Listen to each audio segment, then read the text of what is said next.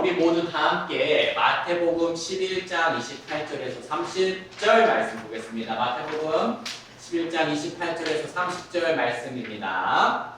우리 같이 읽어보겠습니다. 시작! 수고하고 무거운 짐을 진 너희 모든 자들아 내게로 오라. 그리하면 내가 너희에게 안식을 주리라. 나는 마음이 온유하고 겸손함으로 내 멍에를 너희 위에 메고 내게 배우라. 그리하면 너희가 너희 혼의 안식을 찾으리라. 이는 내 멍에는 쉽고 내 짐은 가볍기 때문이라 하시더라. 아멘. 오늘 말씀 주제는 예수님 안에서 누리는 쉼입니다. 예수님 안에서 누리는 쉼. 형제자매님들, 2023년에요. 해외 여행객 수가요. 무려 2,271만 명이었다고 합니다. 거의 우리나라 인구의 반 가까이 해외 여행을 간 거예요.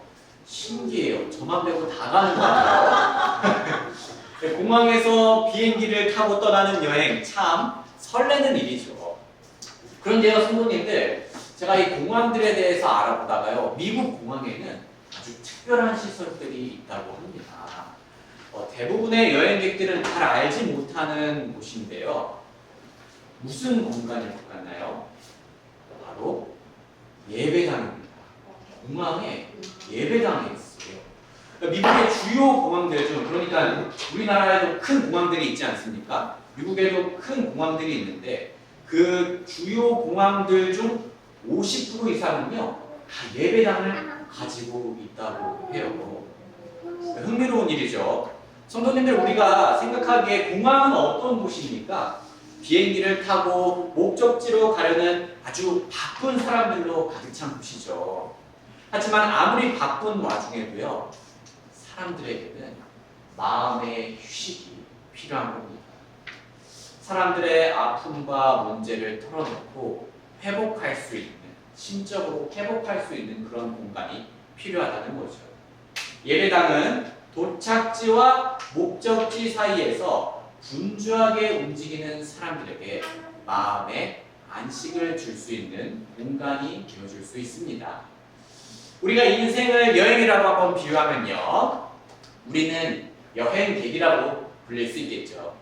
우리는 모두 도착지와 목적지 사이에 분주하게 움직이는 사람들입니다. 그리고 예수님은요, 공항에 있는 예배당과 같은 존재다라고 비유를 하고 싶어요. 누군가는 그리스도인의 삶이 고단하고 괴로운 삶이라고 생각을 하는데요. 또 바쁜 삶을 더 바쁘게 만들고요. 안 그래도 신경 쓸 게 많은 이 인생에서 더 신경 쓸 게 많게 만드는 것이 기독교인의 삶이 아닌가라고 오해를 하곤 합니다.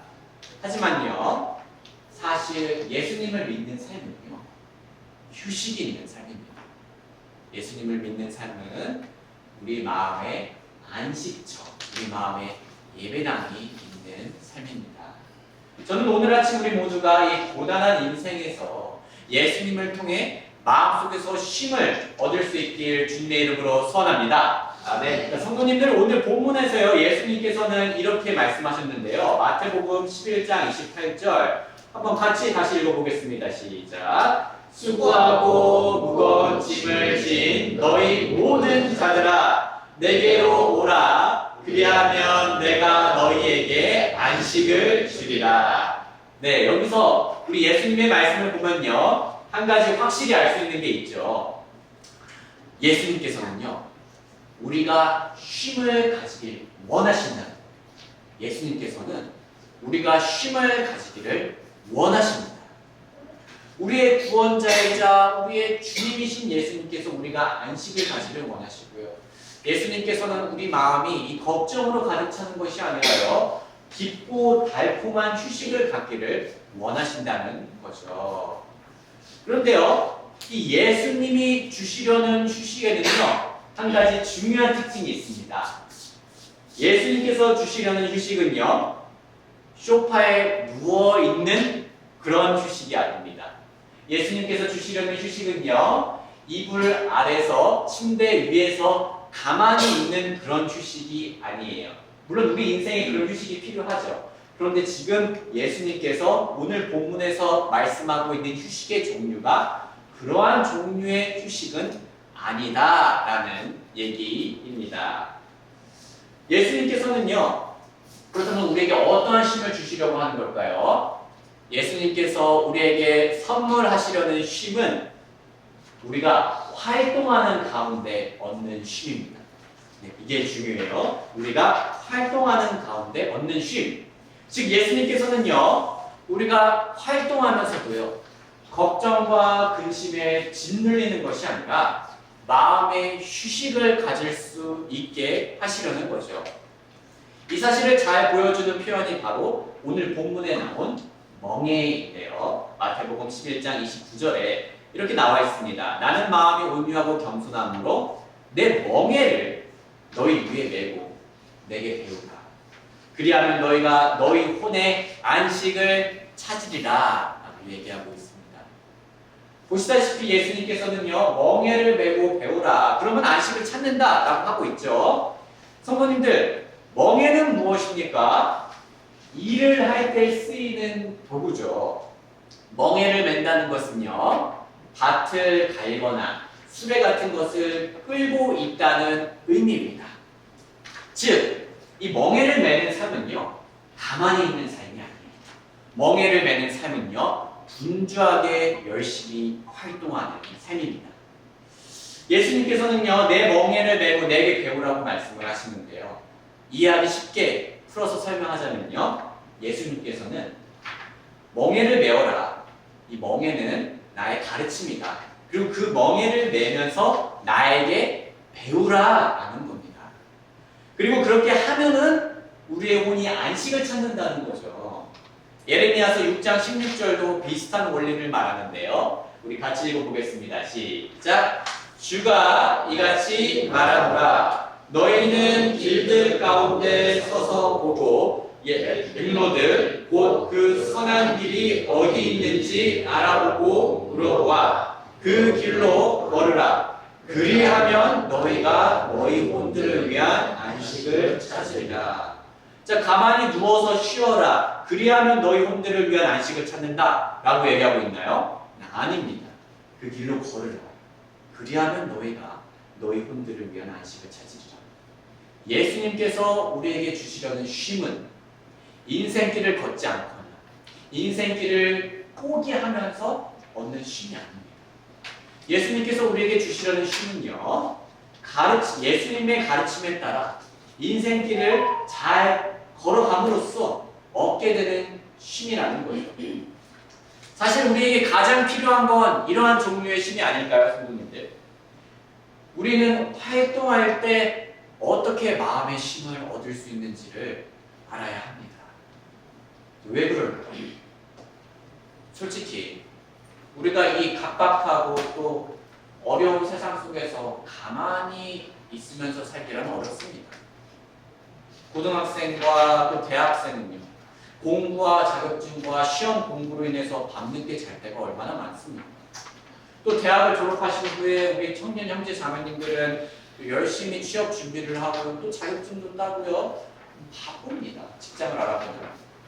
또 직장을 가지셔도요, 그 이후에는요, 또 생계를 위하여서, 미래를 위하여서, 노후를 위하여서 계속 열심히 일하시잖아요. 가정에서도 집안일이 얼마나 많습니까? 티는 나지 않지만은 반드시 해야 할 일들이 너무나 많이 있습니다. 집안에는요. 그래서 사람들은요, 이런 바쁜 일상에 잠시 마음의 쉼표를 찍고 싶어서요, 휴가를 떠나거나 해외여행을 가기도 하죠. 하지만 휴가가 끝나면 어떻게 됩니까? 다시 돌아가요. 다시 스트레스 받고요. 다시 화가 나는 일이 생기고요. 다시 낙심하는 일들이 생깁니다. 그리고 더 큰 문제는요, 우리의 몸보다 마음이, 정신이 더 쉽게 지친다는 거겠죠. 물론 이 상태가 심각해지면 정말 뭐 해외여행을 가거나 국내 여행을 가는 거 도움이 됩니다. 그렇지만요, 현실적으로 우리가 계속 쉴 수만은 없잖아요. 그래서 우리에게 근본적으로 필요한 건 예수님께서 주시려는 쉼입니다. 활동하면서 얻는 마음의 쉼. 공부하고 일을 하면서도 얻을 수 있는 마음의 쉼 말이죠. 매일 치열하게 살고 세상 근심 걱정에 치이는 우리에게 반드시 필요한 건 예수님께서만이 주실 수 있는 쉼입니다. 우리가 활동하면서 얻을 수 있는 마음의 휴식이에요. 예수님께서는요, 이런 휴식을 예수님의 멍에, 즉 가르침을 배우고 따를 때 얻을 수 있다라고 얘기하고 계신 거고요. 성도님들, 우리가 정신적으로 많이 지쳐서 스트레스 받는 일이 많아서 자주 하는 행위가 있죠. 무엇입니까? 스마트폰으로 쇼츠를 보거나 혹은 컨텐츠를 보는 겁니다. 그 낙으로 살 때가 참 많이 있어요. 그리스도인들도 말이죠. 집에서만이 아니라요, 우리 직장에서도요, 버스에서도요, 길거리에서도요, 틈이 나면요, 틈틈이 스마트폰을 봅니다. 하지만 막상 우리가 좀 자극적인 것들을 많이 보면요, 그 순간은요, 우리가 아무 생각 없이 이렇게 뇌 빼고 이렇게 볼 수는 있더라도 그게 다 끝나면은 오히려 정신적으로 더 지치고 우울해질 때가 있다라는 것들을 경험해 보셨을 겁니다. 우리는 그런 경험 대신 예수님을 경험할 수 있다는 거예요. 스마트폰을 아예 안 봐야 된다는 얘기가 아니라요, 잘 활용해야 된다는 얘기를 하고 싶습니다. 우리가 보는 컨텐츠들을요, 예수님과 관련된 것으로 조금씩 늘려보시길 바랍니다. 인스타 하시는 분들은요, 기독교 관련 컨텐츠들을 팔로우하시고요. 또 유튜브를 즐겨보시는 분들은 기독교 관련 유튜브를 구독할 수 있습니다. 혹은 카톡으로 제가 가능하면 최대한 많이 그런 묵상 자료들을 공유하려고 하는데요. 또 그러한 것들을 활용할 수 있고요. 또 스마트폰으로 요즘 성경책 너무 잘 나와 있잖아요. 그런 것들 틈틈이 다른 내용이 좀 어렵다면 시편이든 잠언이든 이렇게 읽을 수 있습니다. 아니면요, 예스24라든가 교보문고 앱을 통해서요, 그 묵상집 같은 것들을 하나씩 사셔가지고 빠르게 쉽게 보실 수도 있으세요. 만약 우리가 이런 식으로 평소 예수님의 가르침에 귀 기울이는 습관을 가진다면요, 우리는 훨씬 더 큰 마음의 휴식을요, 우리 삶 곳곳에서 누릴 수가 있습니다. 그러니 우리 모두 평소 예수님에 대해서 읽고 생각하며 그분의 가르침에 따라 마음의 쉼을 얻길 주님의 이름으로 소원합니다. 아멘. 형제자매님들, 제 아내가요, 금요일에 이틀 전 저녁이죠. 금요일 저녁에 한숨을 쉬었습니다. 왜 그런가 봤더니, 여보 왜 한숨을 그렇게 쉬어요? 봤더니 할 게 많다는 겁니다. 그러면서 냉장고에 붙어있는 할 일 리스트를 보라고 저한테 하더라고요. 보니까요, 제가 그 유인물에 그 사진을 놨어요. 이렇게 써 있더라고요. 엄마 짐, 아빠 짐, 훈이 짐, 허니 짐, 교회 짐. 게임 준비물 짐이죠. 게임 상품 짐입니다. 자, 물놀이 짐이에요. 음식 짐이죠. 이런 짐들이 참 많더라고요. 그리고 집안일이 많이 있었어요.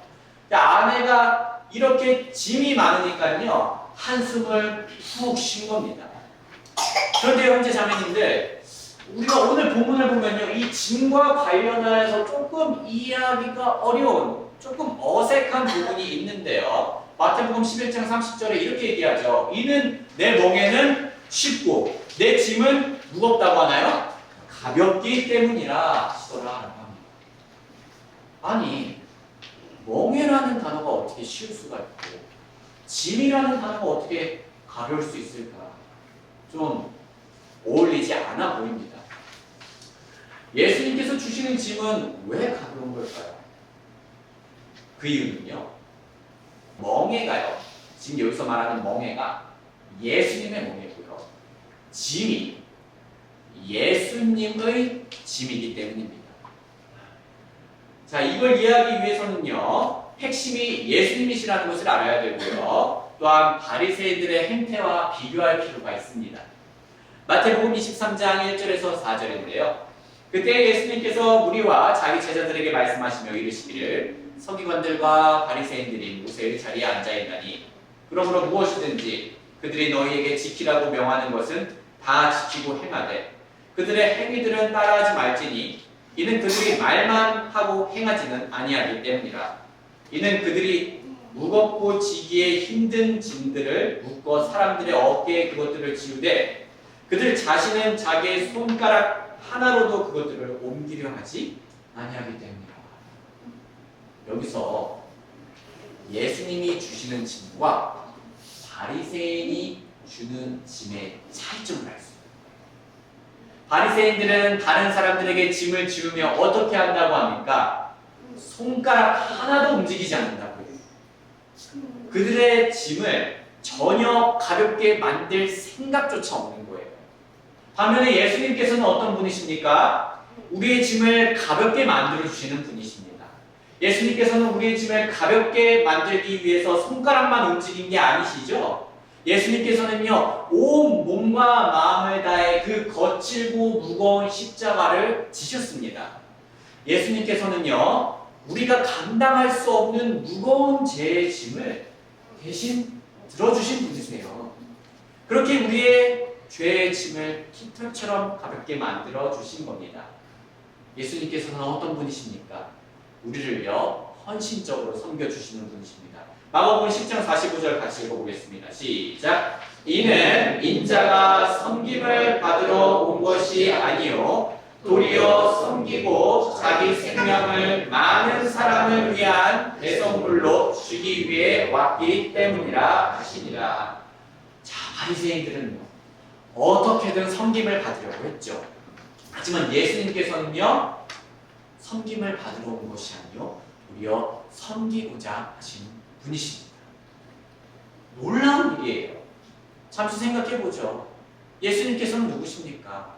이 세상의 주님이십니다. 이 세상의 창조주세요. 그리고 그분은 완전한 권위가 있으신 분이시고요. 하지만 그분은요, 섬김을 받으러 온 것이 아니라 섬기러 오셨다고 합니다. 어떻게 예수님께서 그러한 섬김을 할 수 있으셨을까요? 본문에 그 답이 나와 있습니다. 예수님께서 이러한 섬김을 하시는 이유는요, 온유하고 겸손하시기 때문입니다. 그래서 예수님께서는 이렇게 말씀하시는 것과 비슷해요.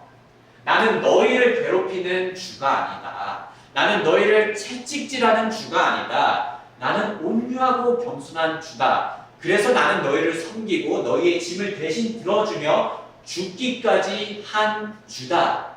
라고 얘기하시는 거예요. 빌립보서 2장 6절에서 8절이 얘기합니다. 그분은 하나님의 형체로 계심으로 하나님과 동등하심을 강탈 행위로 여기지 아니하셨으며 하나님과 동일한 권위를 가지셨어요. 다만 스스로 무명하게 되사 자신 위에 종의 형체를 취하시고 사람들의 모습이 되셨으며 또 사람의 모양으로 나타나사 자기를 낮추시고 죽기까지 순종하셨으니 곧 십자가에 죽으심이라. 이 시점에서 우리가 알고 있으면 매우 기쁨이 되는 소망이 있습니다. 예수님께서는요, 우리의 가장 무거운 짐인 죄의 짐을 들어주시고 죽으셨습니다. 그런데 예수님께서는요, 단순히 우리의 죄의 짐만 관심을 가지며 도와주시는 분이 아니라요, 우리의 일상에서 겪는 모든 걱정, 근심의 짐을 덜어주고자 하시는 분이십니다. 마태복음 6장 27절에서 34절 말씀입니다. 너희 중에 누가 염려함으로 자기의 키에 1규빗을 더할 수 있겠느냐? 또 너희가 어찌 의복을 위하여 염려하느냐? 들의 백합들이 어떻게 자라는지 깊이 생각해 볼지니 그것들은 수고하지 아니하고 길쌈도 아니하느니라. 그러나 내가 너희에게 이르노니 자기의 모든 영광 가운데 있던 솔로몬조차도 이것들 중에 하나와 같이 치장하지 못하였느니라. 그런즉 오늘 있다가 내일 아궁이에 던져지는 들불로 하나님께서 이렇게 입히시거든 오 너희 믿음이 적은 자들아 하물며 너희는 훨씬 더 잘 입히지 아니하시겠느냐? 그러므로 염려하여 이르되 우리가 무엇을 먹을까? 혹은 우리가 무엇을 마실까? 혹은 우리가 무엇을 입을까? 하지 말라. 이는 이 모든 것들은 이방인들이 구하는 것이기 때문이라. 이는 너희 하늘 아버지께서는 이 모든 것들이 너희에게 필요한 줄을 아시기 때문이라. 오직 너희는 먼저 하나님의 왕국과 그분의 의를 구하라. 그리하면 이 모든 것들이 너희에게 더해지리라.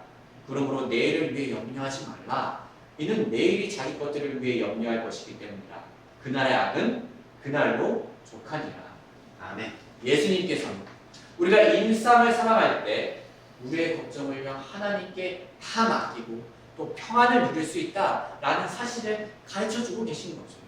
베드로전서 5장 7절은 또한 동일한 원리를 얘기합니다.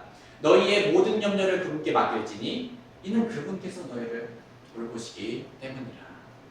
소중한 형제 자매님들, 예수님의 가르침은요, 이 세상이 주는 의무와 부담과 걱정과 두려움보다요 훨씬 더 가볍습니다. 왜냐하면 예수님은 온유하고 겸손하시며 우리 인생의 짐에 사랑스러운 관심을 가지시고 그 짐을 들어주시는 분이시기 때문입니다. 아멘. 우리를 섬겨주시는 분이세요. 예수님의 가르침을 따를 때요, 그건 우리에게 멍해가 아니에요. 왜냐하면 우리는 죄의 유혹과 그 죄의 치명적인 결과로부터 자유로워질 수 있거든요. 예수님의 가르침을 따를 때요, 그건 더 이상 무거운 짐이 아니에요. 왜냐하면 우리는 근심 걱정을 온전히 하나님께 맡길 수 있거든요.